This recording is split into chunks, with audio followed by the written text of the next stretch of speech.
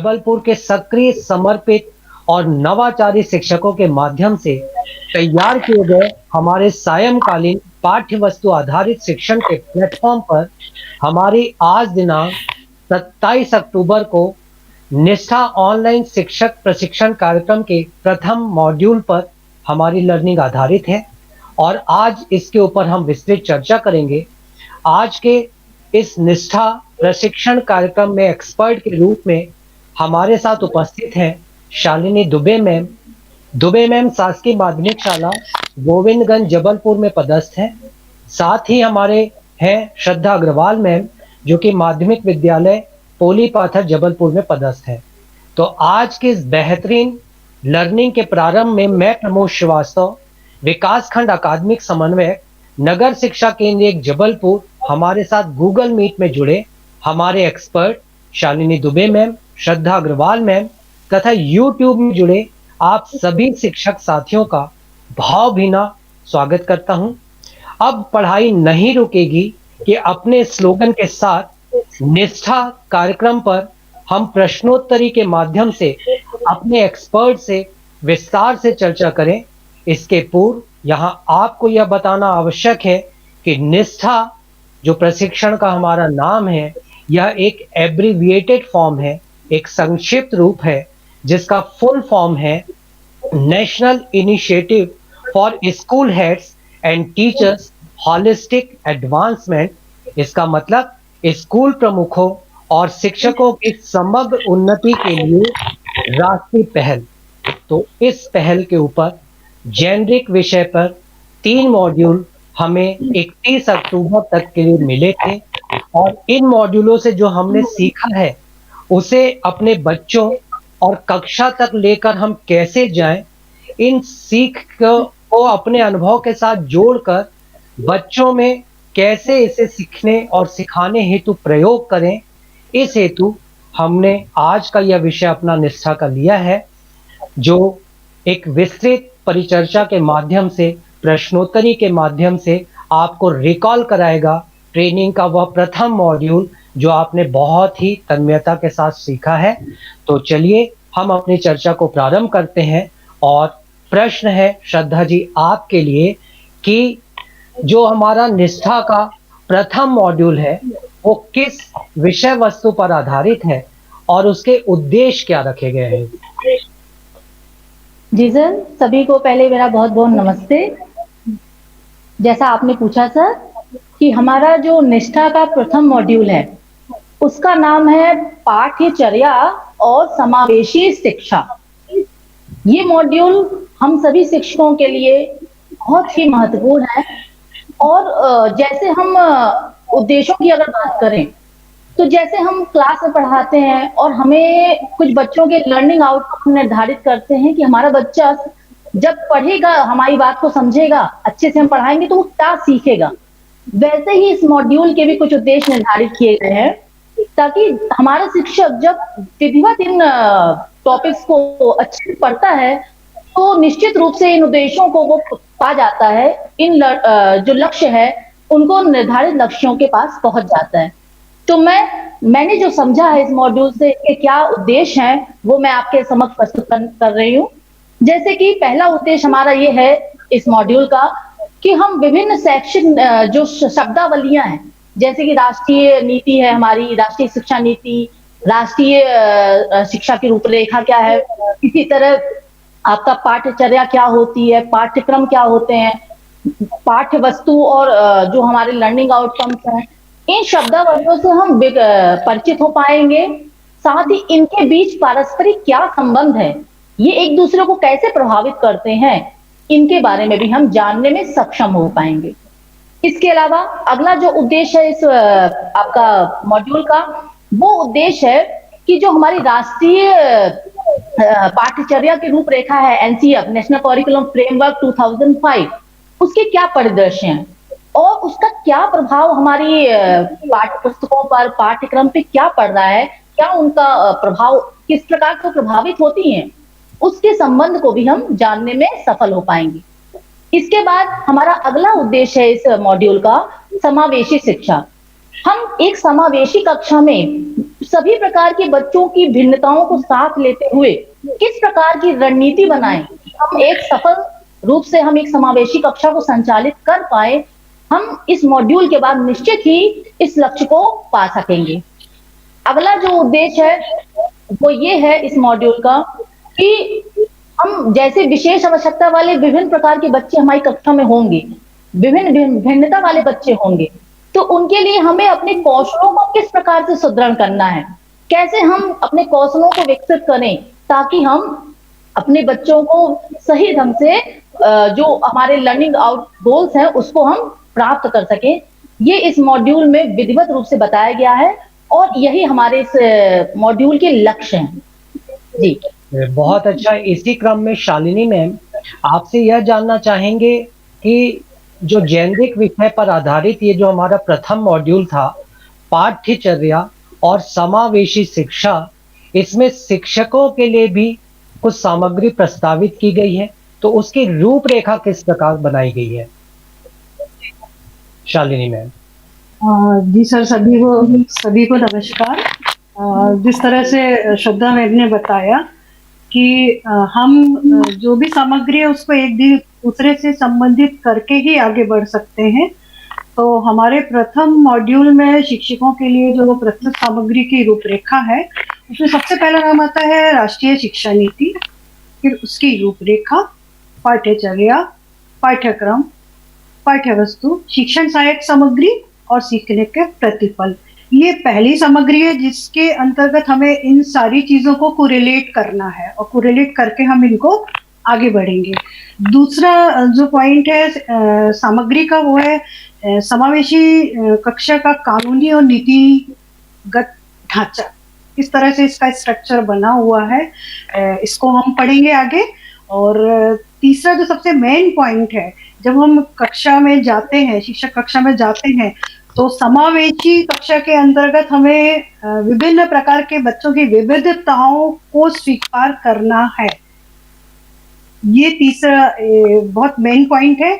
और जब हम उन विविधताओं को स्वीकार करते हैं तो उनके संबंध में हमें चर्चा करनी पड़ती है, और जब हम चर्चा करते हैं तो हमें समावेशी कक्षा बनाने के सुझाव आमंत्रित होंगे। हम सोचेंगे कि हम समावेशी कक्षा को किस तरह से बना सकते हैं, और जब कक्षा बन जाएगी उसकी शैक्षणिक गतिविधियां, उसकी जो भी शैक्षिक प्रारूप हम उसको देंगे तो उसका मूल्यांकन करेंगे।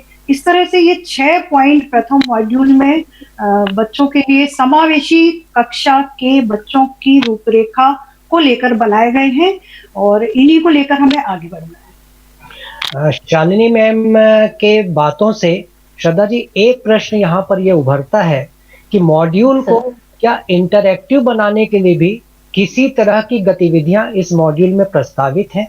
यदि हाँ, तो ये गतिविधियां किस प्रकार की हैं? जी सर, इस मॉड्यूल को सर इस प्रकार से व्यवस्थित किया गया है कि शिक्षक केवल कि जानकारी बस हासिल नहीं करे, बल्कि अपने विचार को अभिव्यक्त करने की उसे पूर्ण रूप से स्वतंत्रता दी गई है, जो कि मॉड्यूल की मुझे बहुत ही खास विशेषता लगी। इसमें 2 प्रकार की गतिविधियों को शामिल किया गया है। प्रथम प्रकार की गतिविधि है ऑफलाइन गतिविधि। ऑफलाइन गतिविधि मतलब शिक्षक चिंतन मनन करे अपने साथियों के साथ, अपने मित्रों के साथ। जैसे मैं एक उदाहरण देना चाहूंगी कि इस मॉड्यूल में चिंतन करने का हमें एक अवसर प्रदान किया गया कि राष्ट्रीय शिक्षा नीति जो नई आई है हमारी 2020, उसके बारे में शिक्षक अपने शिक्षक साथियों से चर्चा करें, उसके बिंदुओं पे चर्चा करें। तो ये गतिविधि कैसी हो जाएगी, हमारी ऑफलाइन गतिविधि, जो कि हम कर सकते हैं। दूसरी प्रकार की जो गतिविधि है वो है ऑनलाइन गतिविधि। ऑनलाइन गतिविधि में हमें मौका दिया गया है कि हम जो दिए गए ब्लॉग स्पॉट हैं उनके माध्यम से अपने जो विचार है, अभिव्यक्ति है, उसको पोस्ट कर सकते हैं, प्रस्तुत कर सकते हैं। हमें वो लिंक दी गई है, हमें अगर लिंक से ना करना चाहें हम, तो हम जो उसका आपका कोड दिया गया है उसको भी स्कैन कर सकते हैं। तो इस प्रकार से हम जो ऑनलाइन गतिविधि है उसको भी कर सकते हैं। इसका भी मैं एक उदाहरण आपके समक्ष दूंगी। जैसे कि आप वर्तमान समय में कोविड-19 की स्थिति में शिक्षकों ने किस प्रकार से बच्चों से संपर्क किया, कैसे अपनी शिक्षण योजना को जारी रखा, इन सबको व्यक्त करने के लिए हमें एक ऑनलाइन प्लेटफॉर्म इस मॉड्यूल में दिया गया है और बहुत ही उपयोगी साबित होगा ये हमारे शिक्षकों के लिए। इसमें वो स्वतंत्र रूप से अपने विचार व्यक्त कर सकते हैं और साथ ही दूसरों के जिन्होंने दिए हुए हैं ऑलरेडी उनके भी वो विचारों से वो अवगत हो सकते हैं, उनको पढ़ सकते हैं। तो इस प्रकार से मैं बताना चाहूंगी कि 2 प्रकार की गतिविधियां हमारे मॉड्यूल प्रथम में दी गई हैं। जी सर। शिक्षक के रूप में शालिनी जी, एक शब्द जो है उनसे हम काफी परिचित हैं, वो है एनसीएफ अर्थात नेशनल करिकुलम फ्रेमवर्क, राष्ट्रीय पाठ्यचर्या की रूपरेखा। तो इसका महत्व इस मॉड्यूल में, इस प्रशिक्षण में किस तरीके से आप इसे समझ पाई हैं, ये थोड़ा बताने का कष्ट करें। जी हाँ, आपने बिल्कुल सही कहा। राष्ट्रीय पाठ्य चर्चा या एनसीएफ का बहुत ही महत्व है। स्कूलों में जो दिनचर्या होती है उसको डिसाइड करने में, उसको पूरा प्रारूप देने में राष्ट्रीय पाठ्यचर्या का बहुत ज़्यादा अहम भूमिका है। और यह राज्य स्तर पर एनसीईआरटी द्वारा बनाई जाती है और ये सामान्य जो पाठ्यचर्या की रूपरेखा है वो केंद्र के इर्द गिर्द घूमती है। और राष्ट्रीय पाठ्यचर्या हमारे संवैधानिक मूल्य, समता, सामाजिक न्याय, धर्मनिरपेक्षता और वैज्ञानिक दृष्टिकोण को शामिल करते हुए बनाई जाती है। अब समस्या ये होती है कि राष्ट्रीय पाठ्यचर्या बदलती रहती है। सबसे पहले राष्ट्रीय पाठ्यचर्या सन 1975 में बनी थी। उसके बाद राष्ट्रीय पाठ्यचर्या लगातार बदली है। सन 1988 में बदली है, सन 2000 में बदली है और फिर 2005 में बदली है। तो राष्ट्रीय पाठ्यचर्या के बदलने का जो कारण रहा है उसमें हमारे देश में हो रहे सामाजिक, मनोवैज्ञानिक और शैक्षिक परिवर्तनों में जब परिवर्तन आते हैं तो उनको समझा जा सके, इसलिए राष्ट्रीय पाठ्यचर्या को परिवर्तित किया जाता है ताकि हमारे बच्चे अपडेट हो सकें और वैश्विक स्तर पर वो इस नॉलेज को प्राप्त करें, एक उनका सर्वांगीण विकास हो और एक अच्छे नागरिक बने। तो राष्ट्रीय पाठ्यचर्या का हमारे स्कूल में बहुत ही ज़्यादा महत्व है। इसके कारण ही सारा कहते हैं ना, सुबह से लेकर शाम तक का शेड्यूल ही डिसाइड करता है कि हमें आगे बढ़ना है और राष्ट्रीय पाठ्यचर्या ये अहम रोल करती है। तो शालिनी मैम की बातों से यह लग रहा है कि शिक्षा के क्षेत्र में नीति निर्धारक बहुत सारे फैक्टर्स हैं। इसी एक फैक्टर में एकदम एक नई राष्ट्रीय शिक्षा नीति भी हमारे समक्ष मौजूद है। तो यहाँ पर श्रद्धा जी, आपसे ये जानना है कि राष्ट्रीय शिक्षा नीति का शिक्षा के क्षेत्र में इसके ऐतिहासिक परिप्रेक्ष्य का जो भी योगदान है उस पर थोड़ा प्रकाश अगर आप डालें तो शिक्षकों को काफी अच्छा होगा। जी, जैसे हम सभी जानते हैं कि किसी भी देश की जो शिक्षा व्यवस्था होती है वो पूरी तरह से उसकी शिक्षा नीति पर बेस्ड होती है। उसकी देश की क्या शिक्षा नीति है उसी के आधार पे वहाँ की सारी शिक्षा व्यवस्थाएं संचालित होती हैं। हमारे देश की भी शिक्षा नीति है और अभी वर्तमान में राष्ट्रीय शिक्षा नीति, जो नई शिक्षा नीति आई है 2020, वो हमें लागू हो चुकी है या होने वाली है। अब राष्ट्रीय शिक्षा नीति जो है वो सभी प्रकार की शिक्षा, चाहे वो आपकी प्राथमिक शिक्षा हो, माध्यमिक हो, उच्च स्तर की शिक्षा हो, विश्वविद्यालयीन स्तर की शिक्षा हो या प्रौढ़ शिक्षा हो, सभी को मार्गदर्शन प्रदान करती है। यहाँ तक कि अभी हम जो जितने भी आपके राष्ट्रीय पाठ्यचर्या की रूपरेखा जिसकी बात मैं अभी कर रही थी, उसको भी मार्गदर्शन राष्ट्रीय शिक्षा नीति के द्वारा ही होता है। अर्थात राष्ट्रीय शिक्षा नीति ही निर्धारित करती है राष्ट्रीय पाठ्यचर्या की रूपरेखा और उसके आधार पर ही पाठ्यचर्या, पाठ्यक्रम और शिक्षण अधिगम सामग्री, इन सब में क्या सामग्री होगी, कैसा इनका कार्य प्रणाली होगी, वो सारी बातें राष्ट्रीय शिक्षा नीति ही निर्धारित करती है। अब बात आती है थोड़ा इसका ऐतिहासिक परिप्रेक्ष्य। जैसे मैंने अभी कहा कि हमारी एक नई शिक्षा नीति आई, उसके पहले 2 राष्ट्रीय शिक्षा नीति आ चुकी हैं, जिसमें से एक है आपकी 1968 की राष्ट्रीय शिक्षा नीति। इसके बाद जो अगली राष्ट्रीय शिक्षा नीति आई 1986, जो अभी तक हमारे चल रही थी, और तीसरी शिक्षा नीति ये आपकी 2020 में आई है। और जैसा मैंने अभी कहा कि राष्ट्रीय शिक्षा नीति ही राष्ट्रीय पाठ्यचर्या की रूपरेखा को निर्धारित करती है, तो तो उसी के आधार पे एनसीएफ में भी परिवर्तन आए। जैसे मैम ने अभी बताया कि 1968 में जो राष्ट्रीय शिक्षा नीति आई, उससे हमारा एनसीएफ आपका 1975 का निर्माण हुआ। जब हमारी दूसरी शिक्षा नीति आई 1986 में, तो उससे 3 एनसीएफ का निर्माण हुआ है, जो कि एक आपकी 88 है, दूसरी 2000 है और तीसरा है एनसीएफ 2005, जो अभी तक लागू था हमारी शिक्षा व्यवस्था में। और नई शिक्षा नीति आ गई है, तो उसके अकॉर्डिंग भी जाहिर बात है एक नई राष्ट्रीय पाठ्यचर्या की रूपरेखा जल्द ही तैयार होगी हमारी स्कूल व्यवस्था के लिए। तो इस प्रकार से हमें देख सकते हैं कि राष्ट्रीय शिक्षा नीति एक महत्वपूर्ण, या कहा जाए कि मेन सरोकार है हमारे शिक्षा व्यवस्था का। निष्ठा ऑनलाइन प्रशिक्षण के प्रथम मॉड्यूल अर्थात पाठ्यचर्या और समावेशी कक्षा की हम बात कर रहे हैं। और शालिनी मैम, इस मॉड्यूल में बताया गया है कि पाठ्यक्रम जो है वो शैक्षिक गतिविधियों का केंद्र बिंदु है। तो क्या इस स्टेटमेंट पे आप थोड़ा प्रकाश डालेंगे? बिल्कुल सर, ये बहुत ही महत्वपूर्ण बिंदु है कि हमारे पाठ्यक्रम में जो शैक्षिक गतिविधियां को शामिल किया गया है। और यह शैक्षिक गतिविधियां, पाठ्यक्रम तो हमको बहुत सारे टॉपिक्स और थीम देता है, और हर क्लास का पाठ्यक्रम अलग अलग होता है, विषयवार, कक्षावार। और हमें ये बताया जाता है कि किस तरह की विषय वस्तु को हमें कितने समय में पढ़ाना है और इसका मूल्यांकन कैसे करना है। तो ये सारी प्रोसेस में गतिविधियां महत्वपूर्ण रोल अदा करती हैं। गतिविधियों को पाठ्यक्रम में केंद्र बिंदु बनाने का मुख्य कारण है कि बच्चों की सहभागिता 100% हो। और ये एक बहुत अच्छा अभी हमारे जो नई शिक्षण योजना अभी हम लोग ने जो चालू की है, उसमें मतलब आप प्रस्तावना, पेडागॉजिकल प्रस्तावना से लेकर और लर्निंग आउटकम्स तक बच्चे हर स्टेप बाय स्टेप गतिविधि करते हैं। और जब बच्चे हर गतिविधि में इन्वॉल्व होते हैं, तो वो विषय वस्तु की अवधारणा को खुद ही समझ लेते हैं।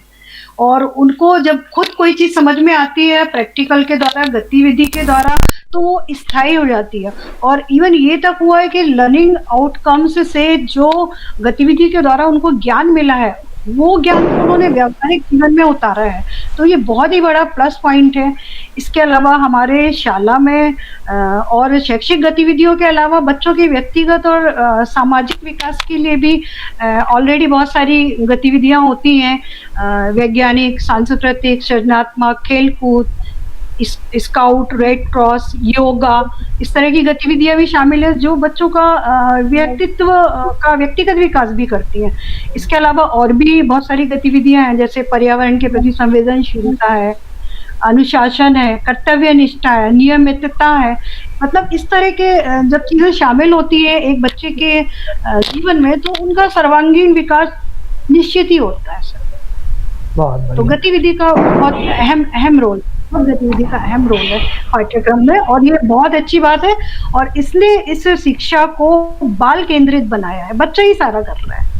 तो ये चीज बहुत अच्छी उठ के आई है, और मैं इस चीज से बहुत बड़ी समर्थक हूँ इस चीज की, कि गतिविधि हर चीज में इन्वॉल्व होना चाहिए। आप कोई भी क्रिया करें और उसमें सारे बच्चों की सहभागिता निश्चित होना चाहिए। समावेशी कक्षाओं को लेकर आगे हम इस पर चर्चा करेंगे सर।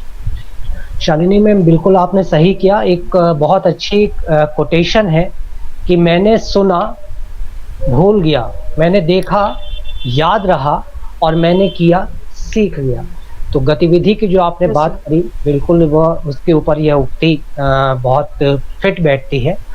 एक इस मॉड्यूल पे इस बात पे भी बहुत जोर है कि पाठ्य पुस्तकें जो है वो पाठ्यक्रम का एक महत्वपूर्ण हिस्सा है। तो इन पाठ्य पुस्तकों को बनाने में कहाँ से हमें मार्गदर्शन मिलता है, कैसा मार्गदर्शन हमें मिलता है? श्रद्धा जी, इसके बारे में थोड़ा कुछ बताइए। जी सर, जैसे मैंने अभी बताया था कि पाठ्यक्रम और पाठ्यचर्या को कहाँ से मार्गदर्शन मिलता है। हमारी पाठ्य पुस्तकें वो एक आधार है हमारे लिए, बच्चों तक जो पाठ्यक्रम की सामग्री होती है उसको पहुंचाने का एक माध्यम है हमारा। और ये सामग्री हमें मुद्रित रूप में या डिजिटली अवेलेबल होती है, प्राप्त होती है। पाठ्य पुस्तकों, जैसे मैम ने अभी कहा कि विद्यार्थी केंद्रित हो, तो बहुत बढ़िया बात है। तो आजकल जो हमारी पाठ्य पुस्तकें हैं, और हमारी राष्ट्रीय शिक्षा नीति भी इस बात को बढ़ावा देती है कि जो पुस्तकें हों वो बाल केंद्रित हो और साथ में उसमें बच्चों को गतिविधि करने के पर्याप्त अवसर प्रदान किए जाएं, तो ताकि बच्चों का समग्र विकास हो सके, जो कि हमारी राष्ट्रीय शिक्षा नीति का मुख्य एकमात्र उद्देश्य भी है। तो पाठ्य पुस्तकों को जैसे मार्गदर्शन कहाँ से मिलेगा? जाहिर बात है, पाठ्यक्रम, पाठ्यचर्या और राष्ट्रीय शिक्षा की जो रूपरेखा है उसके आधार पर ही पुस्तकों का निर्माण किया जाता है। उसी आधार पर पुस्तकों में जो कंटेंट है वो डाले जाते हैं। राष्ट्रीय स्तर पे जो पाठ्य पुस्तकें हैं वो NCERT के, जो कि राष्ट्रीय संस्था है, उसके द्वारा निर्मित की जाती है पुस्तकें, और इनकी आधार पे ही हमारे राज्य की जो इकाइयां हैं, राज्य स्तर पर भी पाठ्य पुस्तकों का निर्माण किया जाता है, क्योंकि हर राज्य की जो अपनी आवश्यकताएं होती हैं, अपने वहाँ के संदर्भ होते हैं। अब तो उन आवश्यकताओं, उन संदर्भों को बच्चे उनसे अवगत हो, बच्चे उनको जाने, ये भी एक बहुत आवश्यक है। इसलिए जो राष्ट्रीय स्तर से जो राज्य स्तर की किताबें बनती हैं वो मार्गदर्शन तो NCERT बुक से ही लेते हैं, लेकिन उसमें लोकल जो आवश्यकताएं हैं, जो परिप्रेक्ष्य है, उनका भी समावेश किया जाता है। तो इस प्रकार से NCF के परिप्रेक्ष्य में ही हमारी पाठ्य पुस्तकों का निर्माण किया जाता है। जी सर। यहाँ पे दो शब्द भी आए हैं, NCF जिसको हमने जान लिया कि नेशनल करिकुलम फ्रेमवर्क, दूसरा NCERT, तो ये जो संस्था है वो national council of education research and training, ये इसका फुल फॉर्म है। राष्ट्रीय शिक्षा नीति में SCERT की भी परिकल्पना की गई है। ये अपने साथियों को अवगत कराते हुए हम लोग थोड़ा आगे बढ़े तो शालिनी मैम, ये जो पाठ्यचर्या के ऊपर ये जो हमारा मॉड्यूल है, इसके संदर्भ में एक शब्द आया है, वो है गुप्त पाठ्यचर्या।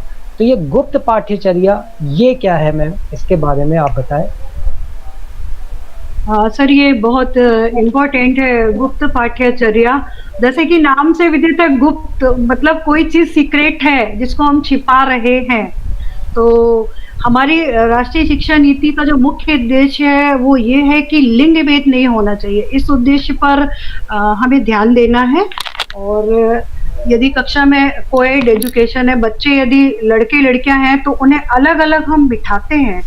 अलग अलग बिठाने से उनके मन में एक विचार आता है कि कुछ अंतर है हम लोगों के बीच में, और यही जो अंतर की भावना आती है, यही अंतर की भावना गुप्त पाठचर्या कहलाती है। तो हमें हर स्थिति में लिंग भेद को समाप्त करना है और एक समभाव से काम करना है कि जो कार्य लड़के कर सकते हैं वही कार्य लड़कियां भी कर सकती हैं। और राष्ट्रीय शिक्षा नीति का यह उद्देश्य है कि सबको साथ लेकर सबको एक समान गुणवत्तापूर्ण शिक्षा प्रदान की जाए, चाहे वे किसी भी धर्म से हो, किसी भी जाति से हो, किसी भी लिंग से हो, समुदाय से हो या किसी भी आर्थिक परिस्थिति से हो। तो ये गुप्त पाठ्यचर्या को ध्यान में रखकर हमें इस विषय में बहुत सावधानी पूर्वक कार्य करना है और समभाव से दोनों बालक और बालिकाओं को गुणवत्तापूर्ण शिक्षा देनी है। चलिए, पाठ्यचर्या के बारे में तो हम लोगों ने काफी जाना। श्रद्धा जी, प्रश्न आपसे है। जी बिल्कुल। इसमें एक शब्द आया है समावेशी शिक्षा, तो ये समावेशी शिक्षा है क्या और इसकी आवश्यकता क्या है, इसके बारे में आप थोड़ा विस्तार से बताएं। जी सर, हमारा ये मॉड्यूल का नाम ही है पाठ्यचर्या और समावेशी शिक्षा। मॉड्यूल का आधा भाग लगभग पाठ्यचर्या पर ही केंद्रित था, जिस पर अभी हमने चर्चा की। इसके बाद हम समावेशी शिक्षा की तरफ बढ़ जाते हैं। समावेशी, जैसे नाम ही इसका स्पष्ट है, समावेश, सबको मिलाना, सबको मिक्स करना, सबके साथ काम करना। इसको समझाने के पहले मैं आपको एक छोटा उदाहरण देना चाहूंगी। जैसे हमारी बगीचे में अलग अलग कलर के, अलग अलग प्रजातियों के पुष्प होते हैं, पौधे होते हैं, कुछ फल देने वाले होते हैं, कुछ अलग प्रकार के होते हैं, लेकिन वो तभी खूबसूरत लगते हैं जब उसमें एक बगीचा तभी खूबसूरत लगता है जब उसमें विभिन्न रंग के, विभिन्न वैरायटी के, विभिन्न जातियों के पुष्प पाए जाते हैं। और माली भी उनको उनकी आवश्यकताओं के अनुरूप ही पोषित करता है और बड़ा करता है। अब कल्पना कीजिए केवल बाग में एक ही प्रकार के फूल हो तो शायद हमें उतने पसंद ना आए, क्योंकि उनकी आवश्यकताएं भी एक सीमित ही रहेंगी। इसी तरह से हमारी कक्षा भी एक फुलवारी ही है, जिसमें माली रूपी शिक्षक को अपने विभिन्न प्रकार के बालक रूपी, बच्चों रूपी जो पुष्प हैं उनको पल्लवित करना है। समावेशी का मतलब ही यही है कि हमारी कक्षा में वो हर बच्चा हो, हर बच्चा का अधिकार है क्लास में रहना, हर बच्चे का अधिकार है पढ़ाई करने का। तो हमें हर प्रकार का बच्चा, चाहे वो सामान्य बच्चा हो, चाहे वो विशेष आवश्यकता वाला बच्चा हो, चाहे वो निर्धन बच्चा हो, चाहे वो आर्थिक रूप से अक्षम हो, या फिर किसी प्रकार का दिव्यांग बच्चा हो, मंदबुद्धि बच्चा हो, मतलब सभी प्रकार के बच्चों को लेकर कक्षा को संचालित करना और सभी का समग्र रूप से विकास करना, वो हमारी समावेशी शिक्षा कहलाती है। अब बात आती है इसकी आवश्यकता क्या है। मैंने इस मॉड्यूल को पढ़ा और जब मैंने वीडियो सुना तो काफी अच्छा इसके जो बताया गया तर्क वो बहुत मुझे प्रभावित किए। हमने सुना कि भाई अगर बच्चा दिव्यांग है और यदि वो अपने ही समान स्कूल में पढ़ता है, जाहिर बात है अभी की हमारी प्रणाली यही है कि दृष्टिबाधित बच्चा दृष्टिबाधित स्कूल में पढ़ता है, तो वो वैसे ही लोगों के साथ रहेगा, अपने समान ही बच्चों के साथ वो रहेगा। उसको बाहरी परिवेश के बच्चों के प्रति उसकी जो जानकारी है वो बिल्कुल ही नहीं होगी। और जब वो अपनी स्कूली शिक्षा पूर्ण करके अपने परिवार में वापस लौटेगा तो वो जिस माहौल में पहुंचेगा वो उसके लिए बिल्कुल ही नया होगा। वो उन तौर तरीकों से बिल्कुल ही अनभिज्ञ होगा जो कि एक सामान्य बच्चे के लिए बहुत जरूरी है। वो अपने आसपास के वातावरण को भी नहीं जान पाएगा, ना ही अपने आस पड़ोस में रहने वाले मित्रों दोस्तों के बारे में नहीं जान पाएगा। और केवल बच्चे के लिए ही नहीं, उसके परिवार वालों के लिए भी वो एक अजनबी टाइप का होगा, क्योंकि कई बार वो बहुत कम दिनों के लिए ही उनसे मिलते होंगे। तो ना बच्चे परिवार को जान सकता है और ना ही परिवार और समाज उस बच्चे को के बारे में ही ज्यादा जान पाएगा। तो ये एक महत्वपूर्ण हमारा बिंदु है जो कि हमें प्रेरित करता है कि हमें समावेशी शिक्षा को लागू करना अत्यंत ही आवश्यक है। क्योंकि जब वो बच्चा अपने समान ही बच्चों में रहेगा तो वो कहाँ से परिपक्व होगा, जबकि रहना तो उसको बाद में हमारे समाज में ही है जिसमें सभी प्रकार के बच्चे हैं। तो समावेशी शिक्षा में जब वो समावेशित होकर पढ़ेगा और बच्चों के साथ पढ़ेगा तो वो जब अपनी जब एजुकेशन को पूर्ण करके वापस घर जाएगा तो वो सभी के साथ समायोजित हो पाएगा, अनुकूलित हो पाएगा। एक और रीजन भी है इसका समावेशी शिक्षा की आवश्यकता का, वो ये कि विभिन्न रिसर्च ये मानती हैं कि बच्चों को जब सम्मिलित रूप से पढ़ाया जाता है, यानी सभी प्रकार के बच्चों को जब एक साथ पढ़ाया जाता है तो उनकी जो उपलब्धि है वो अधिक हो जाती है, उनकी जो उपलब्धि प्राप्त करने की क्षमता है वो बढ़ती है। तो ये समावेशी शिक्षा को लागू करना, उसे सही ढंग से क्रियान्वित करना, उसको सफल बनाना और बच्चों के लिए हर संभव प्रयास करने के लिए पुरजोर सपोर्ट करते हैं। Thank you. तो शिक्षा के क्षेत्र में आपकी बातों से श्रद्धा जी ये समझ में आया कि शिक्षा के क्षेत्र में समावेशी शिक्षा एक बहुत महत्वपूर्ण पहलू है। तो शालिनी मैम, प्रश्न आपका है कि जब ये समावेशी शिक्षा इतना इम्पोर्टेंट है तो इसके अंतर्गत हमारा कानूनी और नीतिगत ढांचा क्या है, क्या कहता है वो? शालिनी मैम। हाँ सर, ये बहुत ही अच्छा आपने प्रश्न किया है।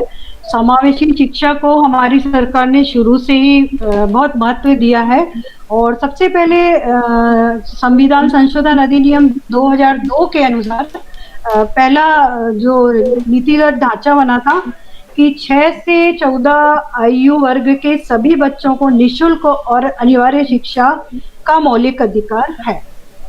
फिर दूसरा ढांचा बना समावेशी शिक्षा के लिए आरटीए एक्ट के तहत जो 2009 में बना और 1 अप्रैल 2010 से ये लागू हुआ है, जिसके अनुसार 6 से 14 वर्ष के सभी बच्चों को प्राथमिक शिक्षा पूर्ण होने तक पड़ोस के विद्यालय में निःशुल्क और अनिवार्य शिक्षा का अधिकार है।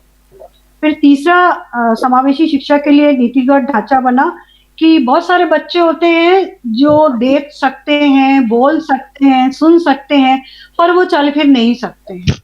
तो इस प्रकार के बच्चे सीपी सेरिब्रल पल्सी से रोग से ग्रस्त होते हैं, जिनकी मांसपेशियां स्नायु लगभग डेड हो जाते हैं। तो वो देख सुन सकते हैं पर वो चल फिर नहीं सकते हैं। तो इसके लिए भी आरटी अधिनियम संशोधन 2012 में एक बना है नीतिगत ढांचा कि जो गंभीर अक्षमताओं वाले बच्चे हैं उनको घर में जाकर शिक्षा देना होगा। और ये कार्य 2012 में हमारे यहाँ जन शिक्षक थे राजेश दुबे सर, तो उन्होंने भी शायद गांव में जाकर ऐसे एक सीपी वाले बच्चे को शिक्षा दी थी और उनकी काफ़ी तारीफ़ हुई थी। तो ये है। और अभी जो वर्तमान में समावेशी शिक्षा को लेके जो नीतिगत ढांचा बनाया गया है कि सामान्य और विशेष ज़रूरत वाले बच्चों को एक साथ हमें सिखाना है और उनके जो विशेष आवश्यकता वाले बच्चे हैं, उनकी शिक्षण अधिगम व्यवस्था को विशेष ज़रूरत वाले बच्चों के अनुरूप उनको बनाना है। और इसमें एक और है कि 6 से 18 साल के जो बच्चे हैं, जिनकी विकलांगता का प्रतिशत 40 हो, 40% कम से कम विकलांग हो, वो किसी भी अपनी पसंद के विद्यालय में निःशुल्क शिक्षा प्राप्त कर सकते हैं।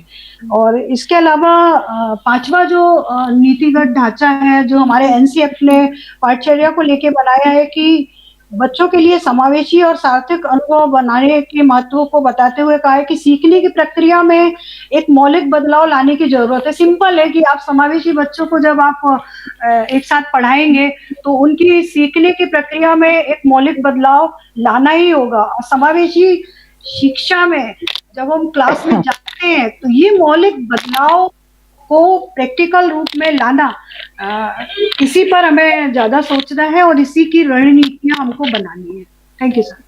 तो शालिनी जी, आपकी बात से यह तो स्पष्ट हो रहा है कि समावेशी शिक्षा के बारे में जहां पर प्रावधान है, ढांचा है, वो हमारा काफी सुस्पष्ट है।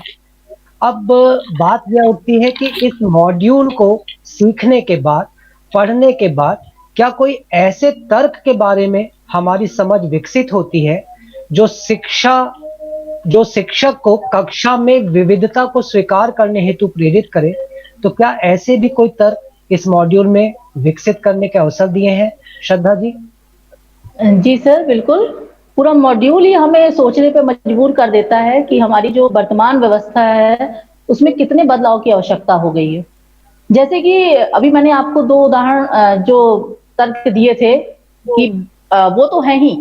उसके अलावा अगर हम बात करें, तो जब बच्चे विभिन्न संस्कृतियों के बच्चे, विभिन्न जाति धर्म के बच्चे, विभिन्न आवश्यकताओं वाले बच्चे जब एक साथ मिलकर पढ़ते हैं, तो उनको एक दूसरे के समझने के पर्याप्त मौके मिलते हैं, पर्याप्त अवसर मिलते हैं। दूसरी बात, अगर हम भिन्नता को लेके चलेंगे, तो हमारा एक जो समाज बनेगा वो भी भिन्नता की तरफ ही जाएगा।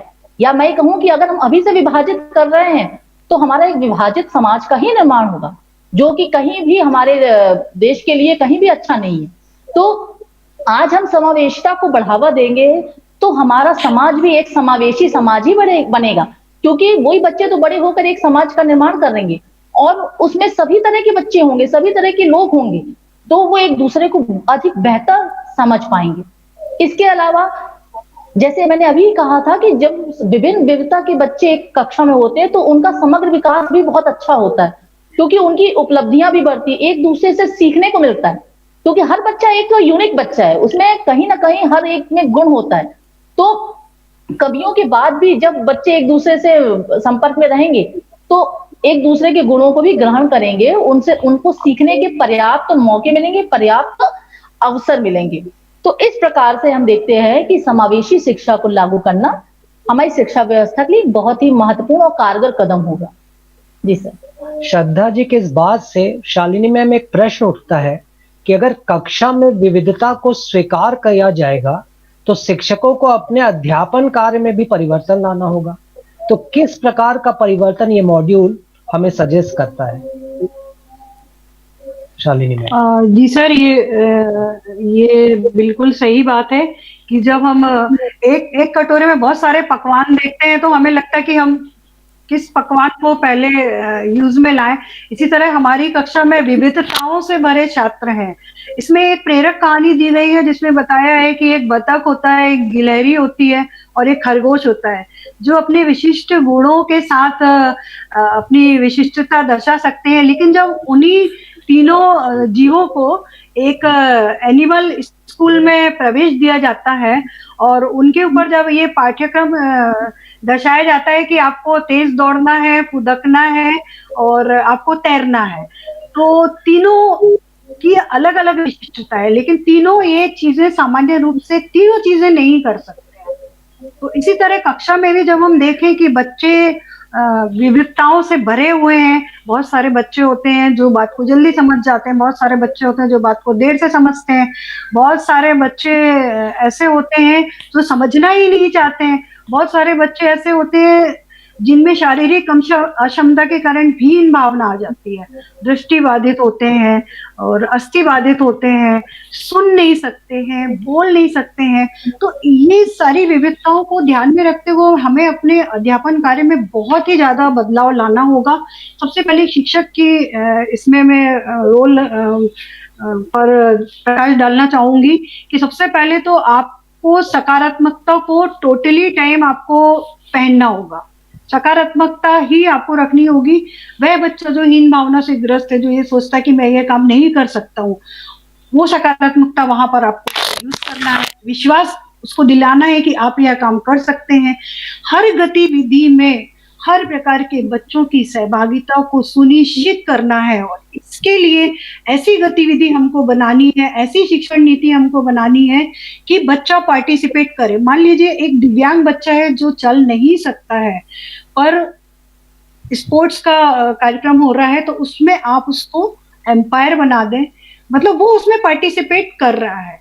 एक बच्चा है जो बोल नहीं सकता है, तो उसको सिखाने के लिए जो भी हमको इक्विपमेंट की जरूरत पड़े, जो भी हमको अपनी नीतियां बनानी पड़े, उस पे हमें बहुत ध्यान देना चाहिए। और सबसे बड़ी बात है कि बच्चों की तुलना ना करें कि ये अच्छा कर रहा है, ये आप अच्छा नहीं कर रहे हो। और छात्रों की सामाजिक, सांस्कृतिक और भौतिक विविधताओं को भी हमको स्वीकार करना होगा। और सबसे मुख्य चीज है वो यूडीएल का उपयोग करना। ये चीज यूडीएल का हम उपयोग कर सकते हैं। जो दृष्टि बाधित है उनके लिए ब्रेल लिपि का उपयोग कर सकते हैं, साइन लैंग्वेज का इस्तेमाल कर सकते हैं, वीडियो का, ऑडियो क्लिप का और बड़े बड़े चित्रों का, बड़ी बड़ी पिक्चर्स का, मतलब इस तरह की हमको चीजें अपनानी है कि वो सारे बच्चों को ध्यान में रखते हुए वो गतिविधि में शामिल हो। तो अध्यापन कार्य में परिवर्तन लाने में शिक्षक की बहुत अहम भूमिका है और शिक्षक को बहुत ही मेहनत करना पड़ेगी इसके लिए, बहुत सोचना पड़ेगा इसकी रणनीतियां बनाने के लिए। तो ये बहुत ही अच्छी है यदि अध्यापन कार्य अच्छे तरीके से होने के लिए रणनीतियां हमारी ढंग से बनी है तो हम बहुत जल्दी समावेशी शिक्षा को सफलतापूर्वक आगे की ओर ले जाएंगे। शालिनी मैम, एक कहानी की आपने इस बीच में चर्चा की, तो कहानी मतलब आपने जो चर्चा की शायद वो इसी बात को बताती है कि हर बच्चा अपने आप में एक यूनिक आइडेंटिटी रखता है, हर बच्चे में एक यूनिक पोटेंशियल होता है और अगर उसको उसके पोटेंशियल के हिसाब से काम मिलता है तो विषय उसे सरस भी लगता है, उसे करने में मजा आता है और उसका कॉन्फिडेंस भी बिल्ड होता है। इन्हीं बातों को आगे बढ़ाते हुए एक बात हम पाते हैं, ये बड़ा सर्वमान्य सी बात है कि जब एक शिक्षक स्वयं को शिक्षार्थी के रूप में देखता है तब वो जान पाता है कि बच्चों के मन में किस प्रकार के प्रश्न जन्म लेते हैं। तो शिक्षक क्या इस मॉड्यूल में कुछ ऐसी गतिविधियां हैं जिनके माध्यम से शिक्षक को पता चले कि वो बच्चों को बेहतर कैसे समझ सकते हैं, किन गतिविधियों के माध्यम से समझ सकते हैं? श्रद्धा जी, अगर इस टॉपिक पे आप कुछ बोलेंगी तो आपका जी सर, बिल्कुल सर। इस टॉपिक पे बात करने के पहले, जैसे टॉपिक का नाम है कि एक शिक्षार्थी के रूप में हम स्वयं को देखें, एक लर्नर के रूप में स्वयं को देखें। सीखने की प्रक्रिया तो कभी समाप्त नहीं होती है, वो तो आजीवन चलती है। देखिए, अगर कल्पना हम करें कि जब हम खुद एक स्टूडेंट लाइफ में थे, तो अगर हमसे किसी शिक्षक ने पूछा होता कि बेटा बताओ तुम्हें कब पढ़ना अच्छा लगता है, कैसा वातावरण तुम्हें चाहिए, हम किस तरीके से बेटा तुम्हें पढ़ाएं कि तुम्हें समझ में आए, तो ऐसे मौके हमें नहीं मिले। लेकिन ये मौका हमें बच्चों को देना है। कैसे? हम हमेशा अपने तरीके से ही बच्चों को पढ़ाते हैं और हम ये सोचते हैं कि हम जिस तरीके से पढ़ा रहे हैं वही सर्वमान्य तरीका है, वही सबसे बेहतर तरीका है। और इस तरीके से हम बच्चों की इच्छाओं का अनादर करते हैं, उनकी मन की बातों को नहीं समझ पाते। तो इस मॉड्यूल में एक वीडियो बहुत अच्छा लगा जिसमें जो वक्ता थी उन्होंने हमें बताया कि किस तरीके से हम बच्चों से प्रश्न करें और उनके अंदर की जो बातें हैं वो हम बाहर लेकर आए और उसी के अनुसार हम अपनी शिक्षा व्यवस्था को, अपनी पढ़ाई कराने के तरीके को सुनियोजित करें, एक नए कहा जाए उसे परिवर्तन करें। जैसे कि हम बच्चों से समय समय पर कुछ प्रश्न पूछ सकते हैं कि बच्चों आप बताओ कि आपको आप बेहतर तरीके से कब सीखते हो, वो उसके अलग अलग जवाब देंगे। इसी तरीके से हम उनसे पूछ सकते हैं कि आपको कब पढ़ना में दिक्कत जाती है, या आप कब ऐसा होता है कि आपको कम समझ में आता है, कब आप कम सीखते हैं। तो वो अवश्य रूप से बता पाएंगे कि क्या कब उनको कम समझ में आता है, जैसे भूख लगना हो सकता है, या अगर हमें शोर हमें सुनाई दे रहा है, या कोई भी कारण हो सकता है उस स्कूल के परिवेश के हिसाब से। तो ये प्रश्न हमें मॉड्यूल में भी दिए गए, लेकिन हमें अपनी आवश्यकताओं के अनुसार भी हम कुछ प्रश्न बनाएं और बच्चों से उसको एक नियमित अवधि में हम उनसे बाकायदा बात करते रहें और पूछते रहें। इससे बच्चे का आपसे एक लगाव भी उत्पन्न होता है कि टीचर हमें समझना चाहता है, टीचर हमें समझने की कोशिश कर रहा है। क्योंकि हम बच्चों को जितना स्नेह करेंगे उतना ही हमें उसका प्रतिफल मिलेगा, जितनी हमारी क्रिया होगी उतनी ही प्रतिक्रिया होगी, ये तो आप साइंटिफिक लॉ जानते ही। तो कहीं ना कहीं हमारे ही तरीकों में कहीं ना कहीं कोई कमी रह जाती है। साथ ही हम बच्चों से ये भी पूछ सकते हैं कि बच्चों को किस तरीके से पढ़ना अच्छा है, क्या वो ग्रुप्स में पढ़ना चाहते हैं, समूह में पढ़ना पसंद करेंगे क्या, या अकेले पढ़ते हैं, पाठ्य पुस्तकों से पसंद करेंगे कि वीडियो के माध्यम से, ऑडियो के माध्यम से। तो इन प्रश्नों के माध्यम से हम बच्चों के मन में क्या चल रहा है वो जान पाएंगे, और ये हम तभी जान पाएंगे जब हम स्वयं को लर्नर महसूस करेंगे। हम खुद सोचे कि हमसे कोई प्रश्न पूछे कि आपको कैसे वातावरण में पढ़ाना अच्छा लगेगा, कैसे बच्चों को आप पढ़ाना चाहते हो, आपको क्या सुविधाएं मिल जाए कि आप बेहतर पढ़ा लोगे, आपको कौन सा समय सुटेबल है पढ़ाने के लिए। तो हम शिक्षक भी अपने मन की बात कहने में बिल्कुल माने हमें बहुत अंदर से खुशी होगी। तो क्यों हम तो चलिए ठीक है, तो शासन के नियम होंगे जो हमसे पूछेंगे, लेकिन हम बच्चों से तो जरूर ये प्रश्न करके अपनी जो सिखाने की विधियां हैं उनमें परिवर्तन निश्चित रूप से ही कर सकते हैं। जी सर। शालिनी मैम, अभी आप बात कर रही थी सकारात्मक दृष्टिकोण की, तो इस पूरे मॉड्यूल में सकारात्मकता पे बहुत फोकस भी किया गया है। तो कक्षा में सकारात्मक दृष्टिकोण और विश्वास उत्पन्न करने में शिक्षक की भूमिका क्या हो सकती है? कैसे मतलब वो ये बच्चों में इस सकारात्मक एनवायरनमेंट को बनाने में वो सक्षम हो, उनकी भूमिका जो आपने इस मॉड्यूल को पढ़कर समझी हो, उसके बारे में कुछ प्रकाश डालें। जी सर, कहा जाता है मन के हारे हार है, मन के जीते जीत। और यही बात है जो एक सकारात्मक शिक्षक के लिए परफेक्ट बैठती है। यदि उसने सोच लिया कि मैं कभी हारूंगा ही नहीं, तो मुझे नहीं लगता कि वो अपनी पूरी क्लास को इस सकारात्मकता से अछूता रखेगा। तो सबसे पहले बात यह है कि हमें जो भी हमारी क्लास में विविधताओं से बच्चे होते हैं, उनमें जो अभी हमने इसमें एक चीज छोड़ दी है, इस मॉड्यूल में भी इस चीज को इग्नोर किया गया है। बहुत से बच्चे होते हैं जिनको मानसिक मंद भी कहते हैं, जो बहुत देर से कोई बात को समझ पाते हैं और उसकी वजह से वो बच्चे बहुत पीछे रह जाते हैं। और इसके अलावा जो दिव्यांग बच्चे हैं, उनके साथ हमारा व्यवहार बिल्कुल स्पेशल होना चाहिए। उनकी तरफ हमारा ध्यान विशेष रूप से होना चाहिए। उनको अपनी सीट के नजदीक आपको बिठाना है, उनसे रोज व्यक्तिगत चर्चा करना है, उनको कहाँ समस्या आ रही है। उनको इस चीज से जरा भी उनको नहीं लगना चाहिए कि उनकी कक्षा का वातावरण उनके लिए परफेक्ट नहीं है। और इसके लिए सबसे ज्यादा जरूरी है कि एक अच्छी सी मुस्कान लेके ही हम विद्यालय में यदि उपस्थित होते हैं या कक्षा में जाते हैं, और उस मुस्कान के साथ ही हम बच्चों के साथ उनका अभिवादन स्वीकार करते हैं और उनसे बातें करते हैं, तो यह मुस्कान एक ऐसी चीज है जो बच्चों में इतनी सकारात्मकता दे देती है कि अब हमारे शिक्षक का मूड है बहुत अच्छा है और हम उनसे निर्भीक होकर अपनी सारी समस्याओं को बता सकते हैं। और इस तरह से शिक्षक और बच्चा दोनों एक दूसरे के बहुत ही करीब आ जाते हैं। और ये जो रिश्ता है, ये हमारे कक्षा का माहौल बनाने में बहुत ही उपयोगी है। और दूसरी बात ये कि जो विविधताओं से भरी हुई कक्षा में जो दिव्यांग बच्चे हैं, उनको आप एक बहुत ही महत्वपूर्ण बात है कि वो हर गतिविधि में सहभागिता करें। इस पर हमें बहुत ध्यान देना है।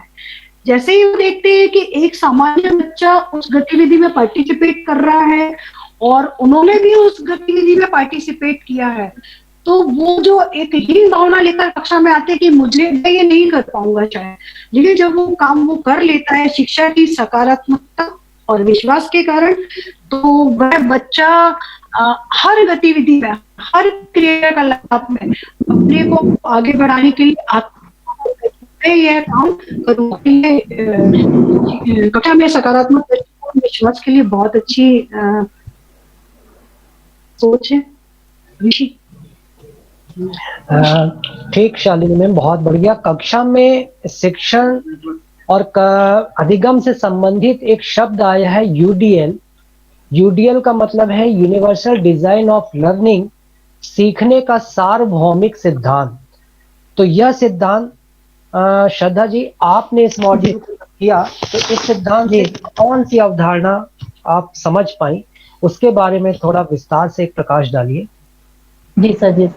इस मॉड्यूल में यूडीएल के बारे में कई जगह बात आई है, लेकिन स्पष्ट रूप से हमें जहां पता चलता है कि यूडीएल, जैसे अभी आपने बताया कि यूनिवर्सल डिजाइन फॉर लर्निंग, मतलब सभी की आवश्यकताओं को पूर्ण करने वाला, सभी मतलब बच्चों की, जो हमारे क्लास में एक समावेशी कक्षा जो होगी, उस समावेशी कक्षा में विभिन्न बच्चों की आवश्यकताओं को पूर्ण करने वाला ये मॉडल है आपका, या रूपरेखा है एक प्रकार की, जो कि यूनिवर्सल डिजाइन फॉर लर्निंग जिसे हम कह रहे हैं। मान लीजिए, आप कल्पना कीजिए कि आप बाजार जाएं और आपको एक ही आकार के कपड़े मिले, आप कपड़े खरीदना चाह रहे हैं और एक ही आकार के मिले, एक ही रंग के मिले, तो क्या आप उसको खरीदना पसंद करेंगे? जाहिर बात है, आप नहीं पहन पाएंगे, आप नहीं खरीद पाएंगे, क्योंकि आपकी आवश्यकताएं अलग है, आपका की रुचि अलग है। तो यही बात हमारी विभिन्नता वाली कक्षा में भी लागू होती है, क्योंकि समावेशी कक्षा में सभी प्रकार के बच्चे हैं, उनकी आवश्यकताएं भी अलग होंगी, उनकी रुचियां भी अलग होंगी, उनकी क्षमताएं भी अलग होंगी। तो इन सभी भिन्नताओं को ध्यान में रखते हुए ऐसा मॉड्यूल है ये, एक प्रकार से ऐसा मॉडल जिसे हम कह सकते हैं कि एक आकार सबके लिए सही नहीं है, ये बात पर ये पूरी तरह से प्रकाश डालता है। शिक्षा में आने वाली समस्त बाधाओं को दूर करने वाला ये यूनिवर्सल डिजाइन फॉर लर्निंग हमारी समावेशी कक्षाओं में लागू करने की बात कही जा रही है और किया जाएगा। अब ये हमारे बच्चों को किस प्रकार से प्रभावित करेगा, इस पे मैं थोड़ा करना चाहूंगी।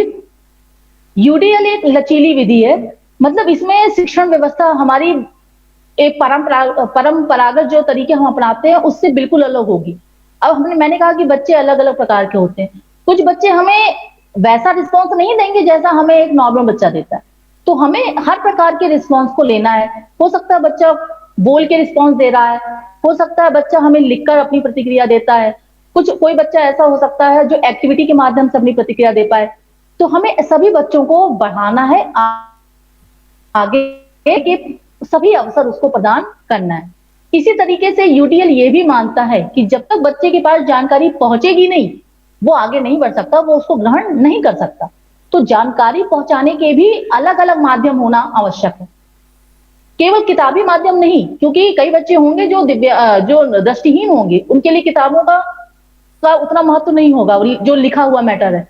तो प्रिंट के रूप में दिखाएं, वीडियो के रूप में हम अपनी सामग्री प्रस्तुत कर सकते हैं, साथ ही आप ब्रेल सांकेतिक भाषा का भी उपयोग होगा।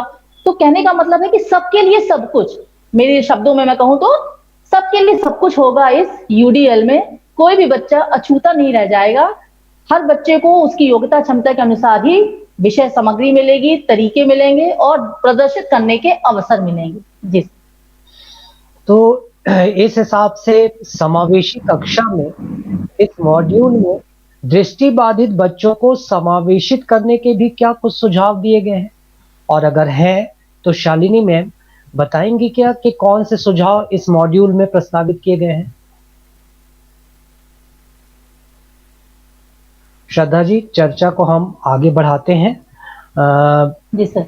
शालिनी मैम से शायद लिंक टूट गया है, तो आप अगर इस पे प्रकाश डालना चाहें कि दृष्टि बाधित बच्चा, श्रवण बाधित बच्चा अगर हो तो किन विधियों से, किन तरीकों से हम समावेशी कक्षा में उनका समावेशन कर सकते हैं? जी सर, बिल्कुल। जैसा कि हम जानते हैं कि दिव्यांग बच्चों का समावेशन हमें कक्षा में करना है, अभी तक बच्चे एक विशिष्ट स्कूल में ही जाते थे जहां पर वो अपने ही समान बच्चों से पढ़ते हैं। लेकिन जब हम एक समावेशी कक्षा की बात करते हैं जिसमें एक दृष्टिहीन बच्चा भी होगा, तो हमें उसके लिए ऐसे साधन उपलब्ध कराने हैं जिससे वो विषय सामग्री को आसानी से पढ़ सके। क्योंकि वो सुन सकता है तो हम उसको ऑडियो क्लिप के माध्यम से बता सकते हैं और बच्चों की चर्चाओं के माध्यम से भी वो जानकारी हासिल कर सकता है। साथ ही ब्रेल लिपि के माध्यम से भी उसको हम पढ़ने और लिखने के अवसर दे सकते हैं। इसी तरह से यदि मान लीजिए कोई दृष्टिबाधित बच्चा है हमारी कक्षा में, तो सॉरी श्रवण बाधित बच्चा है, तो श्रवण बाधित बच्चों के लिए जो इस मॉड्यूल में बात कही गई है कि हमें अपनी कक्षा के जो व्यवस्था है उसको भी परिवर्तन हम कर सकते हैं। जैसे आमतौर पे हम देखते हैं तो कक्षाएं बिल्कुल एक कॉलम वाइज व्यवस्थित रहती हैं, लेकिन अगर हमारी कक्षा में श्रवण बाधित बच्चे हैं तो हमें कक्षा की व्यवस्था को हम गोलाकार बना सकते हैं या अर्ध गोलाकार व्यवस्थित कर सकते हैं। इससे क्या फायदा होगा? इससे ये फायदा होगा कि जो हमारा श्रवण बाधित बच्चा है वो दूसरे बच्चों को देख पाएगा और बच्चे एक दूसरे को जब देखेंगे तो उसके हाव भाव से श्रवण बाधित बच्चे को बातों को समझने में क्या होगी? आसानी होगी। इसी तरीके से टीचर को भी बहुत ध्यान रखने की आवश्यकता है कि टीचर ये पढ़ाने के लिए बहुत ही सरल वाक्यों का प्रयोग करे, ऐसे वाक्यों का प्रयोग करे कि जो बच्चे को जिसको समझने में दिक्कत न जाए और उसमें उसकी बॉडी लैंग्वेज भी बहुत मायने रखेगी, टीचर का हाव भाव, जिससे उसको बातों को समझने में आसानी मिले। लेकिन एक बात मैं जरूर कहना चाहूंगी, हमें किसी भी तरीके से दिव्यांग बच्चों को ये अनुभव नहीं कराना है कि वो कक्षा में अलग है, क्योंकि कई बार टीचर उनको विशेष रूप से ध्यान देने लग जाते हैं, जो कि कहीं ना कहीं उनमें ये मानसिक रूप से उनमें ये बात रह जाती है कि हम कक्षा में क्या अलग हैं जो हमसे ऐसा कहा जा रहा है। तो हमें इस बात का ध्यान रखना है कि हमें विशेष ध्यान नहीं रखना है, हमें सभी बच्चों को समान रूप से ही ध्यान देना है। इसी तरह से बच्चों को ग्रुप में पढ़ना बहुत अच्छा लगता है। हम श्रवण बाधित हो या दृष्टि बाधित, दोनों प्रकारों के बच्चे, और चाहे किसी भी दिव्यांग बच्चा हो सकता है, हम बच्चों के छोटे छोटे समूह बनाएं, उन समूहों में बच्चों को पढ़ने के लिए कहें, और जब बच्चे एक दूसरे को देखेंगे तो एक दूसरे के हाव भाव भी देख पाएंगे। और प्रत्येक बच्चे को ये कहें कि भाई हर बच्चा अपनी बारी आने पर ही बोले, एक साथ नहीं, हर बच्चा एक एक करके बोले, ताकि, और आराम से बोले, धीरे से बोले, ताकि हमारा श्रवण बाधित बच्चा उन बातों को आराम से समझ सके, पहचान सके। तो इस तरीके से हम श्रवण बाधित बच्चे और दूसरे जो दिव्यांग बच्चे हैं उनको बेहतर तरीके से पढ़ा सकते हैं, समझा सकते हैं। साथ ही वीडियो, ऑडियो, इन चीजों का भी हमें यथासंभव जहां पर उपयोग करने की आवश्यकता है वो हमें करना चाहिए। चित्रों के माध्यम से भी हम दिखा सकते हैं, तो हमारा दृष्टिबाधित बच्चा उसको आसानी से पहचान सकता है, देख सकता है और पढ़ाई कर सकता है। जी सर। तो इस समावेशी शिक्षण अधिगम को प्रभावी बनाने के लिए आपके हिसाब से क्या मूल्यांकन में भी किसी तरह के परिवर्तन की आवश्यकता की जानी चाहिए, या उस पे भी जोर है? या जी सर, बिल्कुल। जी जी जी सर, मूल्यांकन तो पूरी शिक्षण प्रणाली का एक आधार बिंदु है जो कि समग्र शिक्षा प्रणाली का मूल्यांकन करता है। जहां तक हम टीचर्स की समझ है कि मूल्यांकन हम केवल बच्चों का करते हैं, हम ये मान के चलते हैं कि बच्चों ने एक साल भर क्या पढ़ा हमने उसको मूल्यांकित कर लिया, लेकिन वास्तव में वो बच्चे बस का मूल्यांकन नहीं है, वो उस पूरी शिक्षा व्यवस्था का मूल्यांकन है कि कैसा हमने उसको पढ़ाया, किन विधियों से पढ़ाया, कहाँ कमी रह गई, कहाँ हमने अच्छा किया, वो सारी चीजों का मूल्यांकन होता है। तो जैसे यूडीएल की अभी हमने बात करी कि यूडीएल जो है वो एक लचीली व्यवस्था को अपनाने की बात करता है, तो मूल्यांकन भी हमारा लचीला होना चाहिए, ऐसा होना चाहिए जो कि सभी के लिए सुलभ हो। केवल बच्चों का मूल्यांकन हमें लिखने के माध्यम से या वार्षिक परीक्षा एक लौती करा के ही नहीं कर सकते हैं। जैसे हमारी राष्ट्रीय शिक्षा नीति भी कह रही है कि मूल्यांकन हमारा बहुत ही ऐसा हो कि हर बच्चा उसको आसानी से कर सके, अपने हिसाब से कर सके, अपनी रुचियों के अनुसार उस मूल्यांकन की क्रिया में भाग ले सके। तो मूल्यांकन हम लिखित भी करा सकते हैं, मौखिक रूप से भी हम मूल्यांकन को बढ़ावा दिया जा सकता है। इसके अलावा विभिन्न गतिविधियों के माध्यम से जो वो वर्ष भर सीखता है, उन गतिविधियों के माध्यम से भी बच्चे को मूल्यांकित करना आवश्यक हो जाता है। तो मूल्यांकन की समस्त प्रक्रिया एक समग्र विकास की तरफ इंगित करती है और बच्चे का समग्र रूप से मूल्यांकन पर ही जोर देना चाहिए, ना कि किसी उसके केवल रटने की प्रवृत्ति पर हमें ध्यान नहीं देना है। उसकी समग्र विकास, उसने जो भी वर्ष भर स्कूल में सीखा है, किया है, उन समस्त बातों का मूल्यांकन किया जाना आवश्यक है। जी सर। चलिए श्रद्धा जी, यहाँ तक की बातों से मॉड्यूल 1 के लगभग हर बिंदु पर हमने चर्चा कर ली है। ये सारी चर्चा इस चीजों के लिए आवश्यक है कि इसमें अपनी जो सीखी गई बातें हैं, इसमें अपने अनुभव को समाहित करते हुए कैसे बच्चों के साथ सीखने और सिखाने की प्रक्रिया को जारी रखा जाए, कैसे उसे सरस बनाया जाए। और इस क्रम में अगर आप कोई और ऐसी बातें पाती हैं जो कि इस मॉड्यूल की छूटी है, तो उसे जरूर प्रकाश डालिए। लेकिन उसके पहले हम चाहते हैं श्रद्धा जी कि आप एनसीएफ 2005, ये बिल्कुल राष्ट्रीय पाठ्यचर्या जो अद्यतन है वो ही अभी तक हमारे यहाँ लागू है, तो इसके प्रमुख मार्गदर्शक सिद्धांत कौन से हैं, इस पे जरूर प्रकाश डालें। साथ ही मॉड्यूल के जो बिंदु आपको लेखनी लगते हैं, जो शिक्षक साथियों को बताना बहुत जरूरी है, वो भी अपनी बातों में बताइए। तो श्रद्धा जी सर, जैसे एनसीएफ के बारे में आपने बात की, अभी हमने एनसीएफ के बारे में जाना कि एनसीएफ यानी नेशनल करिकुलम फ्रेमवर्क, जो कि राष्ट्रीय शिक्षा नीति से ही प्रेरित होता है, उसी के मार्गदर्शन से बनता है। तो वर्तमान में जो हमारा एनसीएफ 2005 है, उसके कुछ मार्गदर्शक सिद्धांत हैं, जिसमें से मैं कुछ आपके समक्ष प्रस्तुत करूंगी, जो कि बहुत महत्वपूर्ण है। इसमें जो एनसीएफ एक महत्वपूर्ण जो सिद्धांत है कि हमें टीचर्स को एक शिक्षक नहीं, एक फैसिलिटेटर बनना है, एक सुविधा दाता, एक सुविधा प्रदाता। जैसे हमारा बच्चा होता है, उसको कोई चीज नहीं होती है, कॉपी पेन नहीं है, हम उसके लिए कॉपी पेन पुस्तक की व्यवस्था करते हैं। क्यों करते हैं? क्योंकि उसको पढ़ाई में उसकी बाधित नहीं होनी चाहिए, उसकी पढ़ाई पूरी तरह से हो, इसके लिए हम उसको वो हर सुविधा देने की कोशिश करते हैं जिससे वो अपनी पढ़ाई को जारी रख सके। यही बात हमें अपने स्कूल के बच्चों के लिए भी करनी है। हमें केवल उसको पढ़ाना नहीं है, हमें उनके लिए सुविधा प्रदाता बनना है। हमें हर संभव प्रयास करना है कि बच्चा कहाँ रुक रहा है, किन कारणों से रुक रहा है, और हम उसमें क्या सहयोग दें कि वो अपनी पढ़ाई को जारी रख सके। तो इसके लिए हमें बच्चों से बिल्कुल दिल से जुड़ना की आवश्यकता है। इसी तरह से एनसीएफ का एक मार्गदर्शक सिद्धांत और भी कि ज्ञान को स्कूल के बाहर जीवन से जोड़ा जाए। हमारी जो आज का ज्ञान है वो बच्चों को केवल डिग्री हासिल कराता है, मतलब अच्छी नौकरी प्राप्त करने के लिए ही आज की अपनी पढ़ाई है। तो एनसीएफ 2005 ये कहता है कि हमारा जो ज्ञान है, जो भी हम पुस्तकीय ज्ञान दे रहे हैं या स्कूल में जो भी गतिविधियां करा रहे हैं, वो बच्चों को उनके बाहरी जीवन से जोड़े, अपने दैनिक जीवन में वो उनका क्या कर पाए, उपयोग कर पाए। तब हमारी शिक्षा व्यवस्था सही मायनों में सफल होगी। जो ज्ञान है उसको केवल पुस्तकों तक सीमित ना रखें कि ज्ञान केवल पुस्तकों तक ही, जो सूचना हम देते हैं वो वास्तव में ज्ञान नहीं है, वो मात्र एक सूचना है जो हम बच्चों को देते हैं। ज्ञान तो वो है जो वो अर्जित करता है, जिसकी वो स्वयं खोज करता है। तो एनसीएफ 2005 बच्चों को पुस्तकीय ज्ञान से हटकर ज्ञान प्राप्त करने पर बल देता है। साथ ही जो हमारी पाठ्यचर्या, जो पुस्तक है, जैसे हमने भी बात कही, वो बाल केंद्रित हो, बच्चों पर केंद्रित हो, ना कि केवल विषय केंद्रित हो, किसी पर्टिकुलर सब्जेक्ट पर आधारित ना हो के बच्चों पर आधारित होनी चाहिए।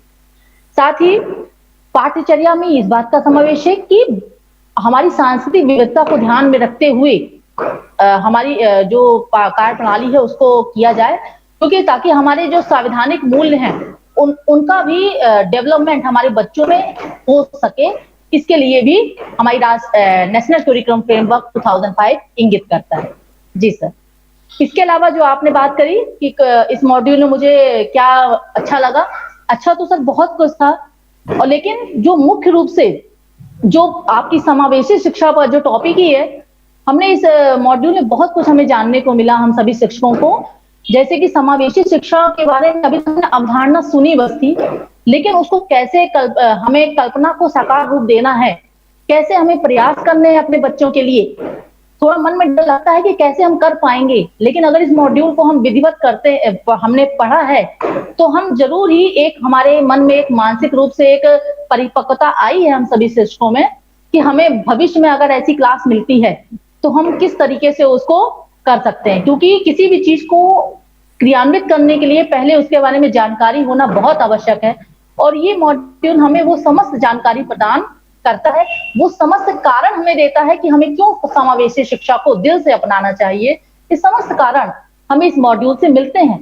साथ ही हमें वो रास्ता भी दिखाता है कि हम कैसे कदम दर कदम आगे बढ़ते हुए उस लक्ष्य को प्राप्त कर सकते हैं, जो कि हमारे देश को भिन्नता में भी एकता को प्रदर्शित करने लायक बच्चों को बनाने में सक्षम हम हो पाएंगे। तो ये मॉड्यूल हम सभी शिक्षकों के लिए बहुत ही भविष्य के लिए और बच्चों के लिए भी बहुत ज्यादा ही उपयोगी साबित होगा, ऐसा मेरा मानना है। बहुत बहुत धन्यवाद श्रद्धा जी। बात हम लोग जी कर सर। रहे थे निष्ठा ऑनलाइन प्रशिक्षण के प्रथम मॉड्यूल पाठ्यचर्या और समावेशित कक्षा, और इसमें हमने राष्ट्रीय शिक्षा नीति पर व्यापक रूप से बात की।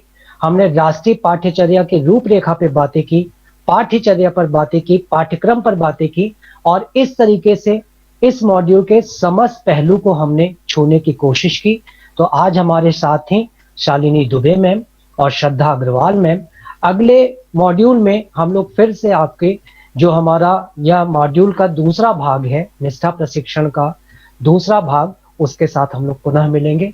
तब तक के लिए आप सभी को बहुत बहुत धन्यवाद। नमस्कार। सभी को बहुत बहुत धन्यवाद।